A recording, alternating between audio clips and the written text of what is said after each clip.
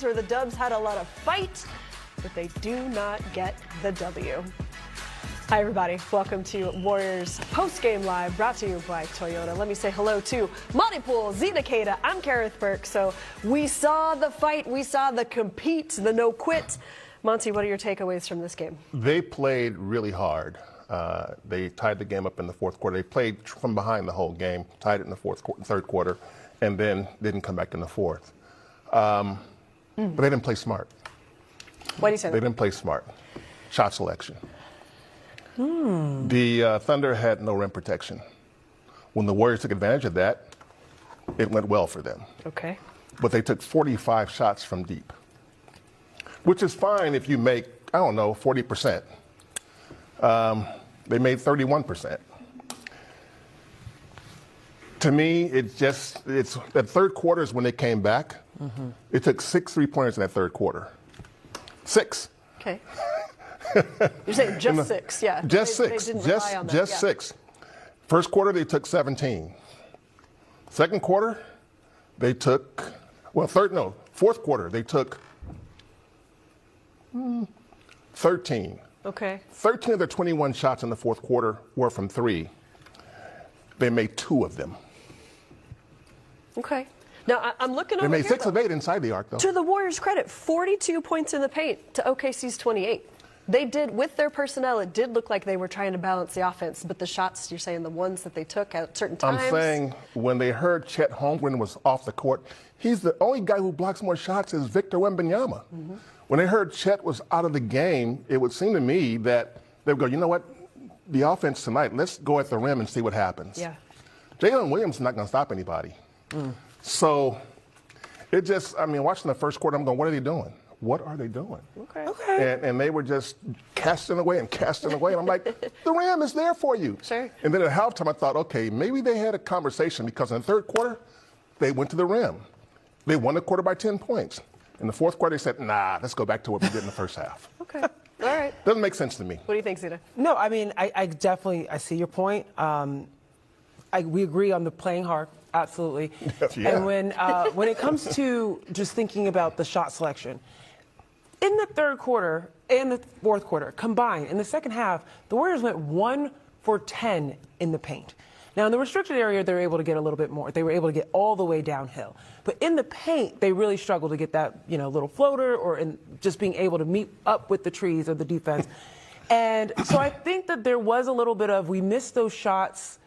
I'm not going to take those shots. You saw Nate Williams miss some shots within that range. You saw Kristaps Porzingis miss some shots. We saw several different Warriors struggle to get those little bunnies off, and it felt as if they did decide, let's go out. This is the thing, though, that I will say I'm okay with the shots they took because a lot of them were open. OKC was not rotating nearly what we typically expect them to rotate like, and the Warriors were getting some shots that were wide open. There were some even, I think GP2 made a 3 in that corner, or at least attempted a 3 in the corner that I was like, spacing was a little tight. Yeah. Don't know if we need to do that, but overall, are we not entertained? Precisely. The Warriors came into this game with a 14% win probability. Yeah. And there were moments where they could have won this game. Yep. So that was great basketball, a big difference from what ESPN had last time when the Warriors played up against OKC, or primetime television. I don't know who it was that had that last game. But, yeah, they cleaned it up. They were underdogs in this game, and they had a valiant effort against the #1 team in the league. We go into the first half, because actually OKC had their three-point shooting going on, arriving at an efficient 11 of 20 from, I think that was the total from halftime. Yeah, what did you notice about OKC getting hot from 3? Well, I thought the Warriors defensively scrambled around, but there were too many instances where their rotation was just a little bit late and got off an easy shot, or an open shot at least. And I thought they got better in the second half than it was in the first half. First half was really, OKC was dicing them up pretty good. And I think some of that will be discussed before the game, where their shots weren't falling and maybe it affected their defense a little bit. But I thought in the second half, the Warriors played pretty good defense for the most part. KB, I'm going to have to tap back into you as the analyst that we were together the other night against the Clippers. And When we looked at this game with the Warriors and the Clippers, it was a tale of two halves in terms of defensive energy. And that's what you saw happen again tonight, exactly as Monty pulled out. But yes, Monty pulled out of this game in the first half. The rotations weren't there. And you could tell this was a key adjustment at the half. This was something they spoke about, because not only were the adjustments better or the rotations better, people were gambling even. Swarming folks. It was an energy shifter. They got up in terms of energy. So even if they weren't getting to folks and being able to stay in front of them, just because everyone's energy was up and they were moving on a string, if somebody blew past you, there was someone ready in help. There was someone ready to help double. There was someone ready to just be able to pick up the slack. Another thing we saw them kind of shift on is in the first half, they were doing a lot of doubling on Shea. Mm-hmm. And that didn't work, because when you double on Shea... I understand the strategy. Right, exactly. Exactly, because when you double on Shea, you're leaving someone else wide open. Isaiah Joe, Cason Wallace, a multitude of incredibly talented folks on the Thunder side.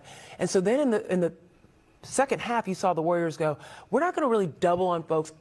When we're going to double on folks is when they're out on the perimeter corners and you're just available, Draymond.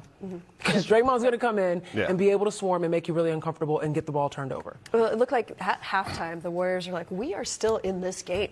Dub Nation, let me ask you something real. How do you watch a 104-97 loss in Oklahoma City and somehow walk away thinking, hold up, the Warriors might actually be tougher than people think, right? Because that's exactly how this one felt. The NBC Sports Bay Area postgame nailed the mood. The Dubs had fight, they had compete, they had no quit, but they did not get the win, and that part hurts. But man, against a Thunder team that just hit 50 wins on the road without Steph Curry again, this did not feel like a team folding.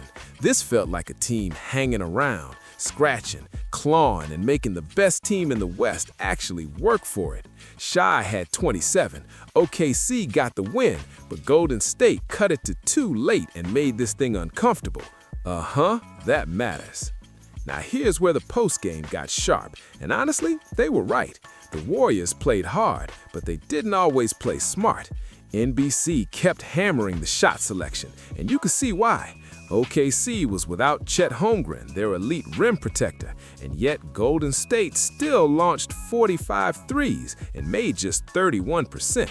In the third quarter, when they attacked more, they won the quarter by 10 and got right back in the game. Then in the fourth, they drifted back toward the three-point line, took 13 threes out of 21 shots and only made 2. That's the frustration. The rim was there, the opening was there, the comeback formula was there, but the discipline wasn't there for long enough. And still, I can't sit here and act like there weren't big positives. Guy Santos exploded for a career-high 22 points and 11 rebounds. Yeah! Brandon Podziemski gave you 17 points and 6 assists with just 1 turnover. Draymond put up 16 and knocked down 4 threes, and Kristaps Porzingis came back after that illness absence with 9 points, 5 rebounds, 5 assists, and a block in 23 minutes. That is not nothing, man. That is the kind of return that tells you this group is slowly putting pieces back on the board.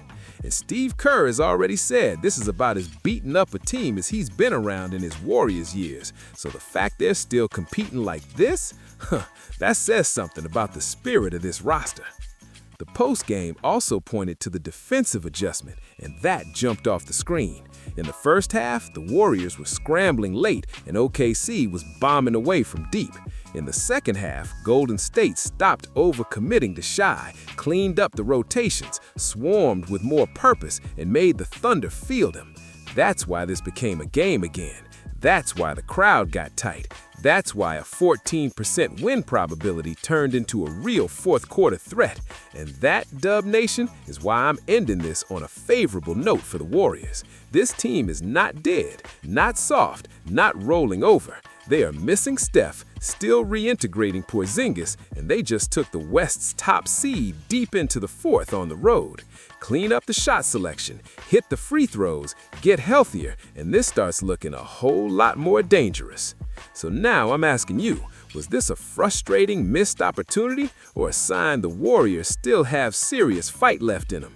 Drop your take in the comments, hit like if you still believe in this group, and subscribe for more Golden State Warriors news, reactions, and real Dub Nation energy. Because if this is what they look like shorthanded, imagine what happens when the cavalry comes back.